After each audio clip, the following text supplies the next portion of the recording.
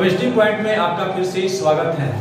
आज हम class 10th के ऐसे चैप्टर स्टार्ट करने जा रहे हैं जो बोर्ड की परीक्षा यूपी बोर्ड हो और चाहे सीबीएसई बोर्ड हो, जिसमें 5 या 6 नंबर का क्वेश्चन गारंटी के साथ आने वाला है।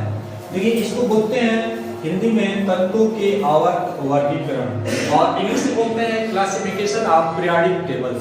हम कैसे तत्वों को आवर्त वर्गीकरण में बांटेंगे, हम इसके बारे में हम डिटेल इस चैप्टर में क्या करेंगे जानेंगे। देखिए ध्यान से, इसमें क्या क्या पढ़ना है आपको। देखिए, तत्वों के आवर्त वर्गीकरण, देखिए ध्यान से, इसका मतलब क्या है। आवर्त और वर्ग में तत्वों को क्यों बांटा गया, पहले समझेंगे हम कि तत्वों को आवर्त और वर्ग में क्यों बांटा गया है, नहीं क्या कारण है।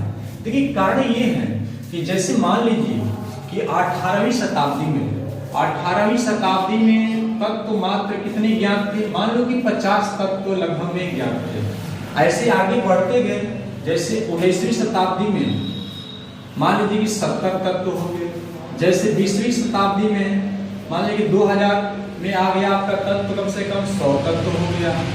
ऐसे दिन पर दिन क्या है, आजकल लगभग में 120 तत्व ज्ञात है। तो देखिए, 10 व्यक्ति को आपके सामने बैठे हैं, 10 स्टूडेंट आप लोग हैं, तो 10 स्टूडेंट को क्या करना है, सब कपड़ा कैसे कैसे कलर में पहने हैं उसको तो भाई समझने में कोई दिक्कत नहीं है। लेकिन 100, 150, 120 आ जाए तो याद करने में क्या होगा, दिक्कत होगा। इसलिए कुछ वैज्ञानिक ऐसे हैं, कुछ वैज्ञानिक 3-4 वैज्ञानिक जो थे, हम नाम बताएंगे सबके बारे में डिटेल। कुछ वैज्ञानिक ऐसे थे, अपना मत दिए कि तत्वों को ऐसे रखा जाए तो याद करने में क्या होगा, आसानी होगा। तो देखिए ध्यान से, तत्वों को आवर्त वर्ग में क्यों बांटा गया है। आवर्त और वर्ग में बांटने के कारण क्या था, रीजन क्या था। रीजन ये था कि याद करने में क्या होगा, आसानी होगा। देखिए, इस संदर्भ में पहले वैज्ञानिक थे, उस वैज्ञानिक के बारे में हम डिटेल समझेंगे कि वैज्ञानिक अपना मत कैसे दिए। देखिए, इस वैज्ञानिक का नाम था डाबेराइनर। क्या नाम था, डाबेराइनर। देखिए, डाबेराइनर एक वैज्ञानिक था और डाबेराइनर का इसको बोलते हैं त्रिक समूह का नियम। डाबेराइनर के त्रिक समूह का नियम। तो डाबेराइनर के त्रिक समूह का नियम क्या है, हम समझेंगे कि इसको किसी किताब में ध्यान देना है, डाबेराइनर लिखा है और किसी किताब में लिख दिया है, डाबेराइनर लिख दिया है। देखिए, डाबेराइनर का त्रिक समूह का नियम क्या है, आगे हम समझेंगे अभी कि त्रिक समूह का नियम है तो क्या है।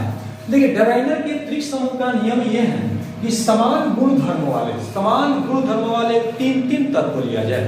समान गुण धर्म वाले 3-3 तत्व लिया जाए और पहले और अंतिम तत्व के परमाणु भार को जोड़कर 2 से भाग दिया जाए तो बीच वाले तत्व का परमाणु भार ऑटोमेटिक क्या होता है, ज्ञात हो जाता है। ऐसे तत्वों को रखा जाए तो याद करने में क्या होगा, एकदम आसान होगा। देखिए, डाबेराइनर साहब क्या कर रहे थे, जैसे मान लीजिए कि Li का नाम है लिथियम, Na इसका नाम है सोडियम और K का नाम है पोटेशियम। देखिए, इसका एटॉमिक नंबर 3 होता है और इसका एटॉमिक नंबर 11, इसका एटॉमिक नंबर 19 और इसका नंबर जो है एटॉमिक वेट 7 होता है, इसका एटॉमिक वेट 23 होता है, इसका एटॉमिक वेट 39 होता है। तो डाबेराइनर ने कहा कि समान गुण धर्म वाले 3-3 तत्व लिया जाए, जैसे लिथियम है, सोडियम है, पोटेशियम है।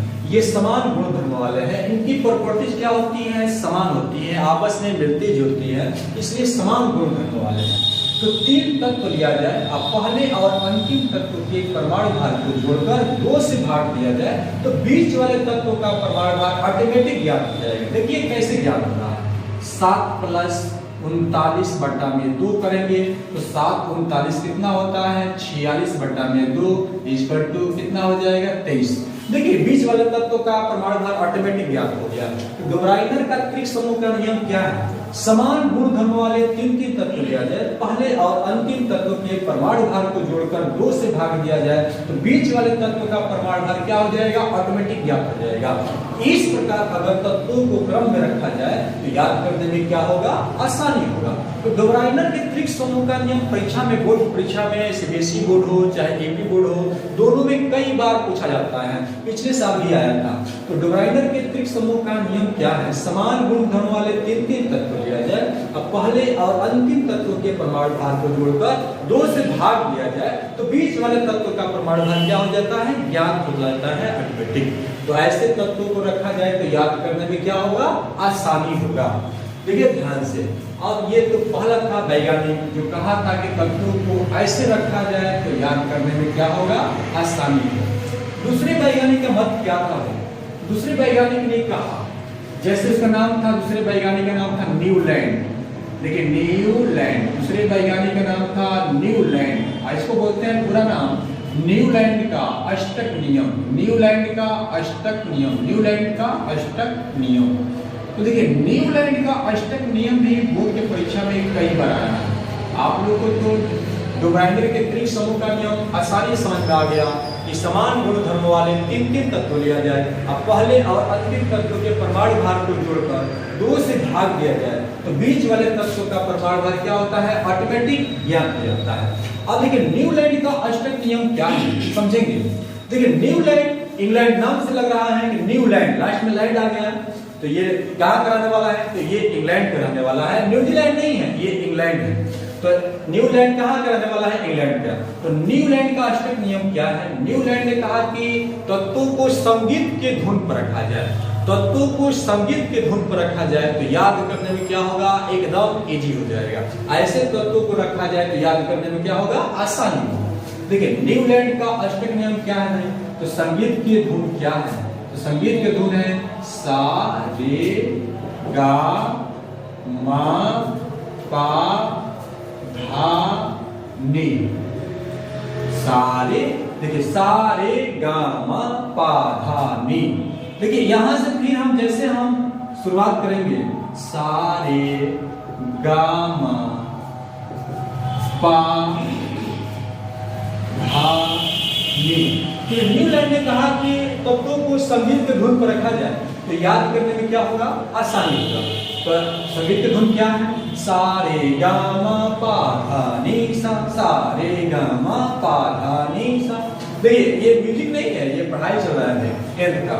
तो देखिए ध्यान से, ये सारे गा मा पा धा नी सा, यानी कि 7वां के बाद 8वां स्वर क्या है, आपस में क्या हो रहा है, मैच कर रहा है। देखिए 7 से सा मैच करेंगे, हम स्टार्ट करेंगे 7 से, तो 1 2 3 4 5 6 7, ये 8वां से मैच कर लिया। अगर यहाँ से स्टार्ट कर रहे हैं तो 1 2 3 4 5 6 7 8। देखिए जहां से स्टार्ट करेंगे 8वां स्वर क्या होगा, आपस में क्या होगा, उसकी प्रॉपर्टी यानी गुण क्या होगा, मिलेगा।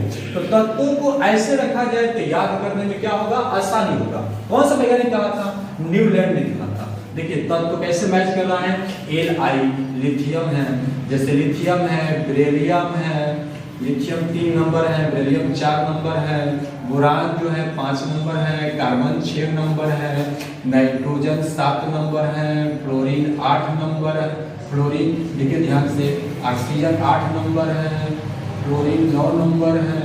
देखिए फ्लोरीन के बाद फिर यहाँ पर मैच करेंगे, सोडियम है, मैग्नीशियम है, सोडियम 11 नंबर है, मैग्नीशियम 12 नंबर है, एल्युमिनियम 13 नंबर है, सिलिकॉन 14 नंबर है, फास्फोरस 15 नंबर है, सल्फर 16 नंबर है और क्लोरीन क्या है, 17 नंबर। तो देखिए ध्यान से, यानी कि लिथियम से हम स्टार्ट करेंगे तो 1 2 3 4 5 6 7, इसके बाद 8। तो लिथियम का गुण किससे मिलता है, सोडियम से मिलता है। अगर बेरिलियम से स्टार्ट करेंगे तो बेरिलियम का गुण किससे मिलता है, मैग्नीशियम से मिलता है। बोरान से स्टार्ट करेंगे तो 8वां नंबर आ जाएगा, एल्युमिनियम से मैच करता है। तो तत्वों को ऐसे रखा जाए तो याद करने में क्या होगा, आसानी होगा। कौन सा वैज्ञानिक कहा था, न्यूलैंड वैज्ञानिक कहा। न्यूलैंड ने क्या कहा कि तत्वों को संगीत के धुन पर रखा जाए तो याद करने में क्या होगा, आसानी होगा।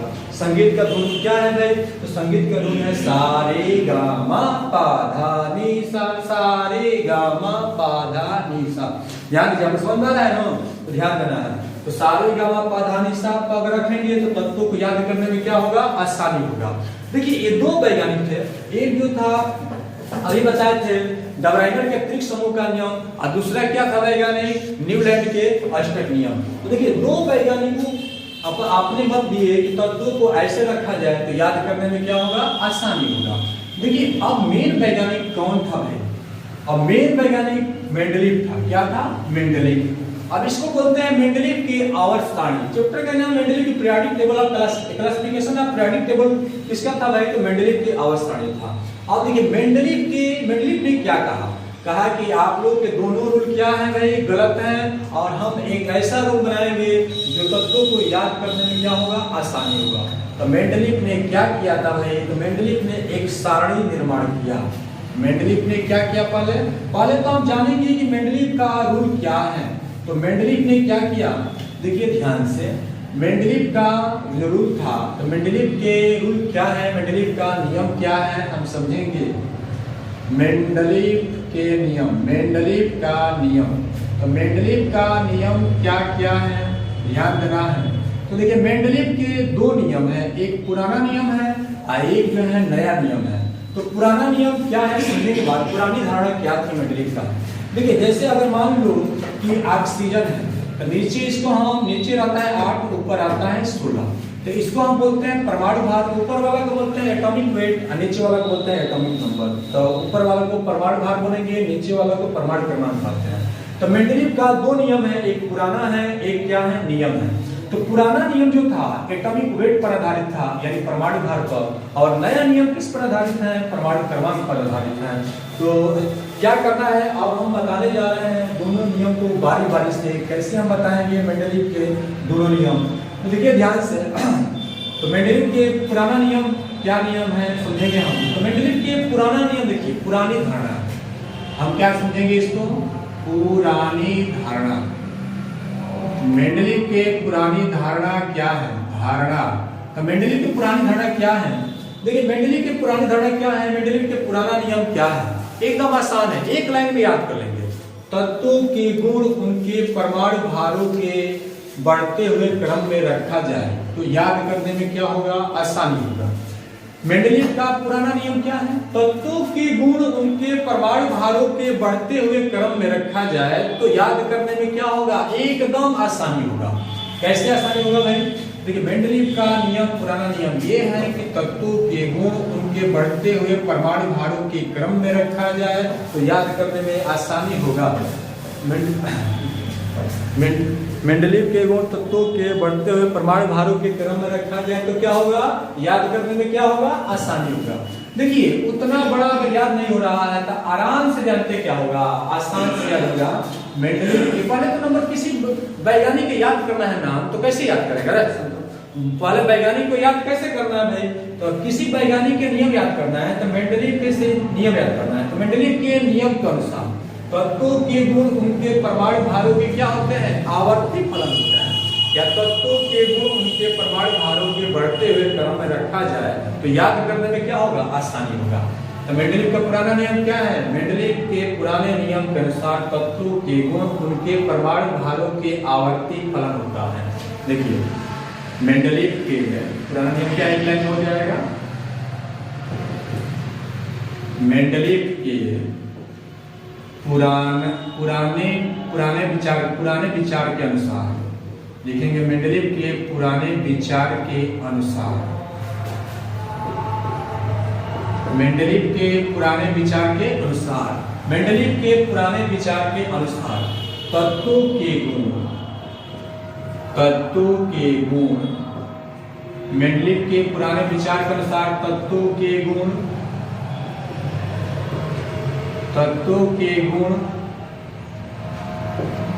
मेंडलीफ के पुराने विचार के अनुसार तत्वों के गुण उनके परमाणु भारों के आवर्ती फलन होता है, परमाणु भारों के आवर्ती फलन होता है। देखिए मेंडलीफ के पुराना नियम क्या है, एकदम आसान है। देखिए मेंडलीफ के पुराना नियम क्या है समझेंगे बात। देखिए मेंडलीफ के पुराना नियम क्या है, मेंडलीफ के पुराने विचार के अनुसार तत्वों के गुण उनके परमाणु भारों के क्या होते हैं, आवर्ती क्या होते हैं, फलन होते हैं, आवर्ती फलन होता है। याद रखना है कि मेंडलीफ के पुराने विचार के अनुसार तत्वों के गुण उनके परमाणु भारों के आवर्ती क्या होता है, फलन होता है। ठीक है, याद हो गया। मेंडलीफ के पुराने विचार के अनुसार तत्वों के गुण उनके परमाणु भारों के आवर्ती क्या होते हैं, फलन होते हैं।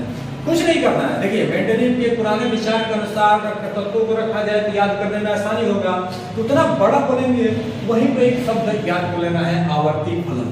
तो जिसको आवर्ती फलन याद हो गया ना, तो पुराना नियम नया नियम याद हो गया। देखिए मेंडलीव के पुराने विचार के अनुसार तत्वों के गुण उनके परमाणु भारों के आवर्ती फलन होता है। तो परमाणु भार जब आएगा तो पुराना नियम, और परमाणु क्रमांक आ जाएगा तो नया नियम। तो मेंडलीव का पुराना नियम क्या है? मेंडलीव के पुराने विचार के अनुसार तत्वों के गुण उनके परमाणु भारों के आवर्ती क्या होता है? फलन होता है। याद कर लेना है, आवर्ती फलन याद रहेगा, उसी के लंबा बोलते हैं, बढ़ते हुए क्रम में रखा जाए तो याद करने में क्या होगा? आसानी होगा। तो इसको एक लाइन बोल रहे हैं मेंडलीव के, ये तो वैज्ञानिक है भाई, इसको याद रहेगा उसकी हेडिंग देखकर। मेंडलीव के पुराने विचार के अनुसार तत्वों के गुण उनके परमाणु भारों के क्या होते हैं? आवर्ती फलन होते हैं। और नया नियम क्या करना है? अगर मान लो कि नया नियम तुमको यहाँ समझना है, तो नया नियम कैसे समझेंगे हम? पुराना नियम हो गया, अगर नया नियम समझना है नई धारणा के अनुसार, तो नई धारणा क्या है भाई? नई धारणा को बोलते हैं आधुनिक। तो आधुनिक क्या होगा? तो देखो क्या करना है यहाँ पर, केवल यहाँ पर क्या कर देना है? परमाणु भार के जगह पर कर देना है परमाणु क्रमांक। क्या कर देना है? परमाणु क्रमांक। केवल परमाणु भार की जगह परमाणु क्रमांक कर दिए तो नया नियम होगा। तो मेंडलीव का नया नियम क्या है? मेंडलीव के पुराने विचार के अनुसार पुराना भी काटना पड़ेगा यहाँ को, तो पुराना को हम क्या कर देंगे? नया कर देंगे। तो देखिए मेंडलीव के नए विचार के अनुसार तत्वों के गुण उनके परमाणु क्रमांक के क्या होते हैं? आवर्ती फलन। तो देखिए जब पुराना नियम पूछेगा तो परमाणु भार कर देना है, नया नियम पूछेगा तो परमाणु क्रमांक कर देना है। एटॉमिक वेट मतलब पुराना नियम है, और एटॉमिक नंबर मतलब नया नियम है। तो दिमाग रखना, जब भी पूछे कि मेंडलीव का पुराना नियम क्या है, तो एक लाइन में जवाब देना है, मेंडलीव के विचार के अनुसार तत्वों के गुण परमाणु भारों के आवर्ती फलन होता है। जब नया नियम पूछेगा तो मेंडलीव के नए विचार के अनुसार तत्वों के गुण उनके परमाणु क्रमांक के आवर्ती फलन होता है। तो देखिए ध्यान से, ऐसे तत्वों को रखा जाए तो याद करने में क्या होगा? आसानी होगा।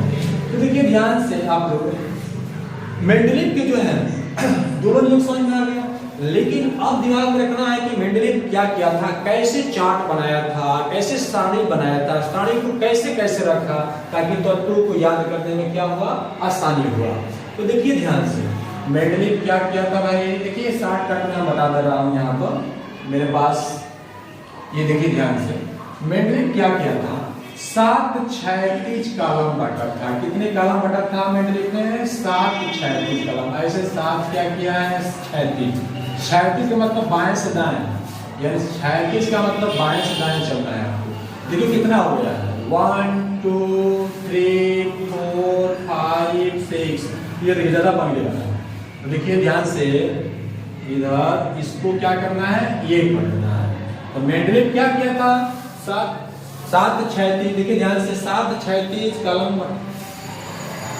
मेंडलीव ने क्या किया था? 7 क्षैतिज कॉलम बांट दिया। मेंडलीव ने क्या किया था? 7 क्षैतिज कॉलम बांट दिया था। और नए विचार के अनुसार देखिए, एक लड़का हमारे पास स्लेट में बना कर लेकर आया है पीरियोडिक टेबल, उस पीरियोडिक टेबल में दिखा रहे हैं। इसमें क्या किया है मेंडलीव ने? क्या किया था? ऐसे जो बनाया था, देखिए ध्यान से, ऐसे कॉलम बनाया और लास्ट में भी ऐसे कॉलम बना दिया है। देखिए चार्ट, तो ये फर्स्ट वर्ग हो गया, ये इसको बोल दिया था कि सेकंड वर्ग है।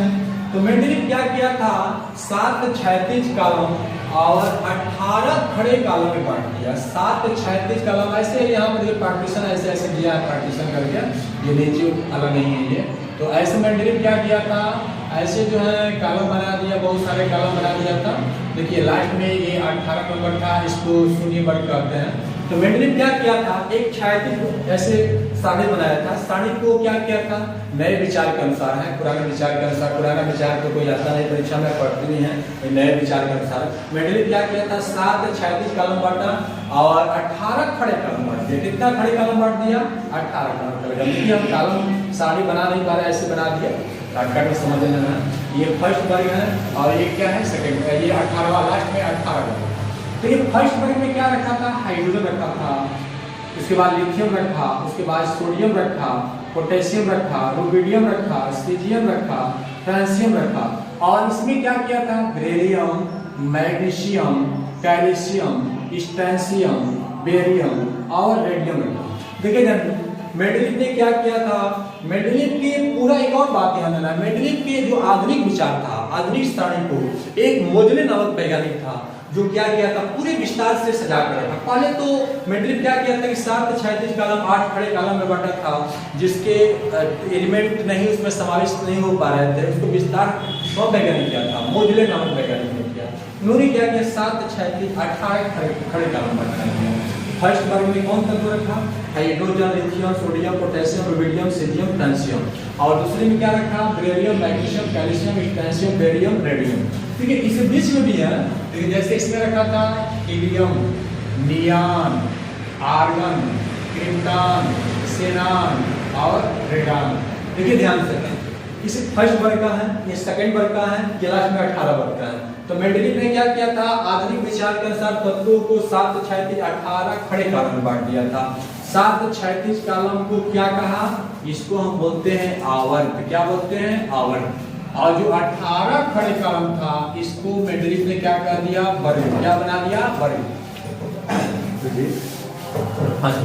मेंडलीव ने क्या किया था, 7 क्षैतिज कॉलम 18 खड़े कॉलम बना, 7 क्षैतिज कॉलम को क्या कहा, आवर्त। 18 खड़े कॉलम को क्या कहा, वर्ग। देखिए ध्यान से, इसके कुछ गुण हैं, पूछा था परीक्षा में कि मेंडलीव के आधुनिक नियम बताइए, उसके 3 लक्षण को भी समझाइए। देखिए 3 या 4 लक्षणों को लिखना है, लक्षण तो गुण होता है। तो मेंडलीव ने क्या किया था, पहले आवर्त में 2 तत्व, मेंडलीव ने क्या रखा था, पहले आवर्त में 2 तत्व, दूसरे तीसरे में 8, चौथे 5 में। देखिए ध्यान से, 1 2 3 4 5 6 7 बढ़ा गया था यहाँ पर। ये देखिए मेंडलीव ने यहाँ पर 18 है, तो 18 ये है 0 वर्ग। इसको आप 1 सेकेंड बस। तो ये मेंडलीव ने क्या किया था, पहले ये क्या किया था, हीलियम था, नियॉन था, आर्गन था, क्रिप्टॉन था, xenon था और रेडान था। देखिए ध्यान से, मेंडलीव ने क्या किया था, जो फर्स्ट वर्ग में 7 तत्व थे, सेकंड में ये थे और लास्ट में 18 में ये थे।